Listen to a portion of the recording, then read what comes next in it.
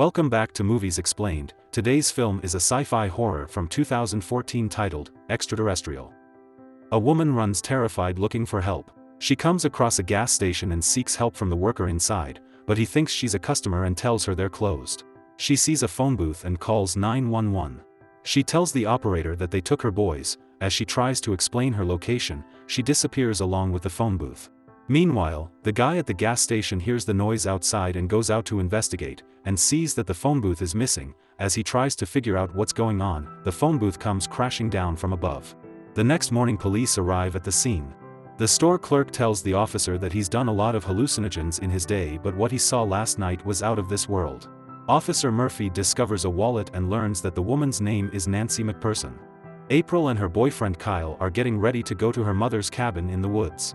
The cabin is up for sale and April needs to take photos of the cabin for the ad listing.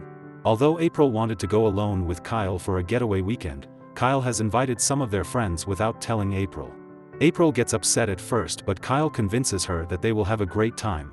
She agrees and they head out. Along the way, Seth fires a flare in the air, which causes Officer Murphy to pull them over.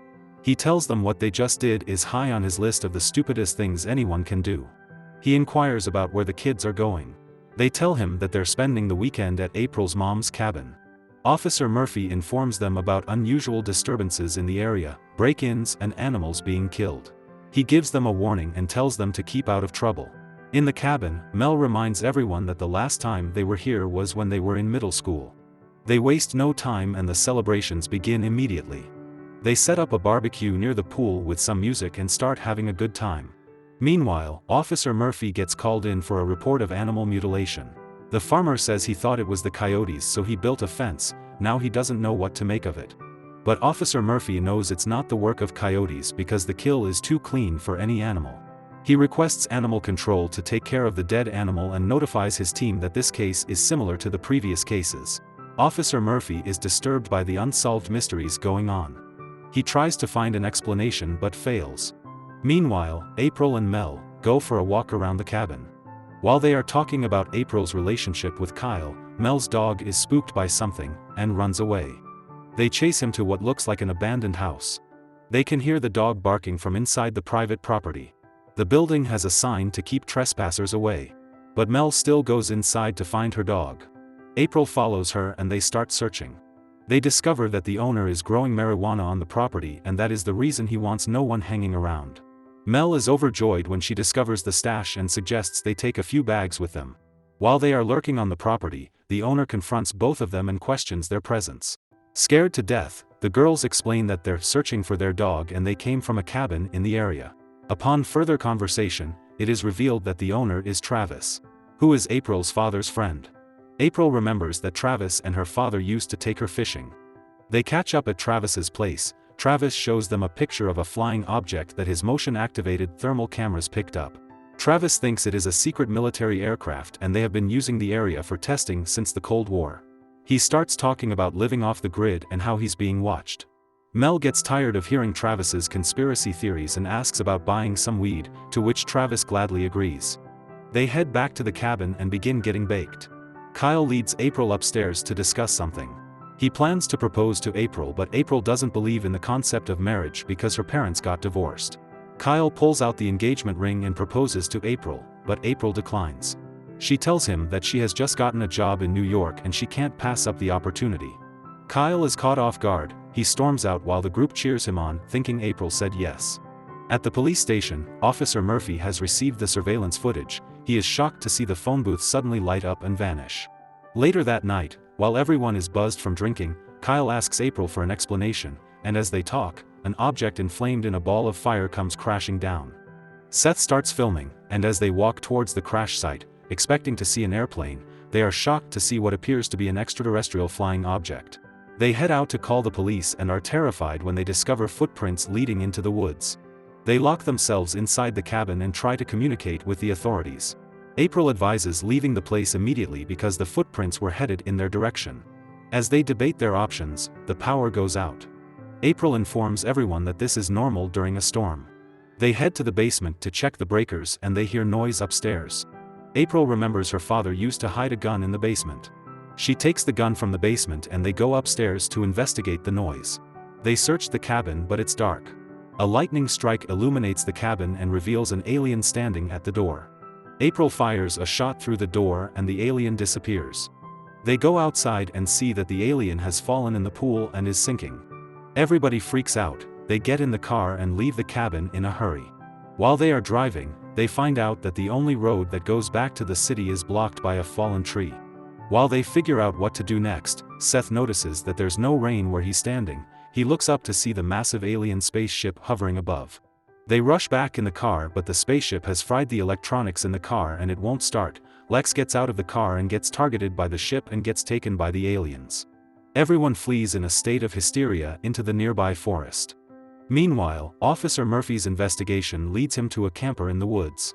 He knocks but no one responds, so he enters to investigate. He discovers a camcorder on the ground and picks it up and plays it. He sees a family out camping. They spot a light in the sky, and when the child runs off to get a better look, he is beamed up and taken by the aliens. While he looks around the trailer, a woman hiding inside attacks him. Murphy calms her down and tells her he's not there to hurt her and requests immediate medical assistance. She informs him that they have abducted her husband and son. She claims that they conduct tests and experiments to learn everything they can about humans. She tells Murphy that they restrained her and she couldn't stop them. Murphy reassures her that she is now safe. Meanwhile, April and her friends head over to Travis's place to explain to him what they just experienced. They show him the video of the UFO and tell him everything that happened. Travis then explains that the US government has a treaty with the extraterrestrials since Roswell. Seth flips out and tells Travis that they don't have time for BS conspiracy theories, but April tells him to shut up and let Travis talk. The treaty states that the aliens can abduct people for experiments, and in return, they will allow humans to continue acting like they own the planet. But this treaty has only one cardinal rule: do not engage. And April engaged by shooting one of them, so the treaty is broken. Mel realizes that there is something on the radar, and Travis confirms that it is the UFOs. It disappears from the screen and Kyle asks if it flew over them, but Travis informs them that they have landed. The lights go out, and everyone rushes to get away. Travis tells them to follow the path outside, which will lead them to their cabin. He tells them that he's gonna stay and fight. He engages in a firefight with the extraterrestrials but is ultimately killed. Back at the camper, the woman tells Murphy that they must help the others. She says that they bring most people back, but there are still hundreds up there. Some have been there for years. April and her friends go back to the cabin and board up all the windows. They hear noise outside. As April looks through the peephole, she sees an alien standing in front of the door.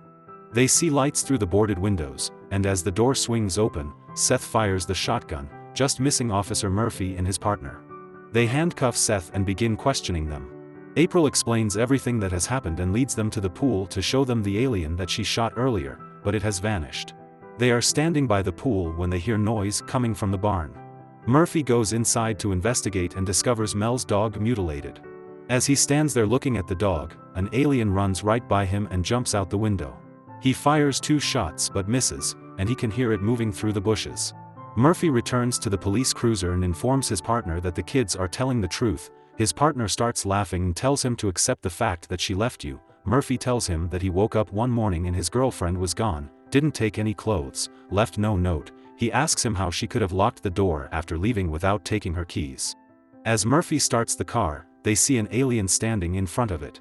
His partner starts to yell at him, but Murphy is being controlled by the alien and doesn't respond. After a few seconds, Murphy grabs the shotgun and shoots his partner then himself. April arrives to save Seth and takes him back to the cabin. He tells them how they got in Murphy's head and made him blow his own brains out. Seth begins to lose his mind. He snatches April's gun and assaults Kyle for attempting to break it up. He abandons everyone at the cabin and decides to escape alone. Moments after, vibration is heard and lights from the alien ship appears. A high-frequency sound wave paralyzes everyone and bursts their eardrums, causing excruciating pain. Seconds later it stops and they make their way to the basement. Kyle stays back to fight so they don't take April. She begs him to stay and he tells her that he will not allow them to take her. The door swings open and an alien stands in front of it. Kyle yells for it to go after him as he runs upstairs. Seth runs through the woods until his flashlight runs out of battery. He lights a glow stick and begins shooting in all directions after hearing noise in the distance. He is attacked by the alien and tries crawling away as lights appear overhead. He handcuffs his arm to the tree, but he is still taken while his arm is left dangling on the tree. In the basement, while it rumbles and shakes, Mel recalls a better time, years ago when she and April were in the cabin with her father. As her speech slurs, a pill bottle falls from her hands. She tells April that she doesn't want to be abducted by them. As Kyle stands with his knife in the bathroom upstairs, an alien grabs him through the mirror. With all her friends now gone, April grabs a crowbar and decides she's not going down without a fight. As she prepares to go upstairs, the lights and rumbling goes away. She drops the crowbar and slowly makes her way upstairs. As she walks around, the electricity comes back on and the stereo continues playing the music they were previously listening to. She finds a pool of blood with Kyle's engagement ring in it and realizes that he has been taken. She runs outside and sees the spaceship's departure. She dashes back inside and grabs some fireworks, and starts firing them into the sky, attracting the attention of the UFOs, who return and abduct April as well. She wakes up and finds herself embalmed in a cocoon. She breaks free and starts walking down a hallway with lights. At the end of the hallway she realizes that she is not on the spaceship but has been taken to an alien city and is being held at a human holding facility. In the meantime, Seth awakens to find himself bound and realizes his arm is missing, causing him to panic. Shortly after, an alien machine begins conducting experiments on him until his painful death. April eventually locates and releases Seth from another cocoon. He is unconscious, so she gives him air to revive him. She tells him that she was scared when he proposed to her, but she is no longer afraid. Seth awakens to find April, and as the two embrace, they realize there are aliens standing behind them. They hold each other in fear as the aliens cast a bright light on them. They wake up and realize the alien sent them back to Earth. They are overjoyed with happiness and can't believe what just happened. As they walk, they hear noise in the distance and run towards it and see that it's the military. They wave to get their attention. April yells help as she runs towards them. One of the soldiers fires a shot that hits April in the stomach. As Kyle yells for them to stop, they fire several shots that hit him as well. As they lay on the ground dying, April takes out Kyle's engagement ring and hands it to him, and Kyle places the ring on April's finger. Seconds later, a soldier walks up and fires several more shots, executing both of them. A senior officer informs a man in a suit that they are the last of them. He inquires as to what should be done with the bodies, to which the man responds, "What we always do." The military continues their cover-up operation, cleaning everything up and transporting it to top-secret facilities. Thanks for watching. Like and subscribe for more videos.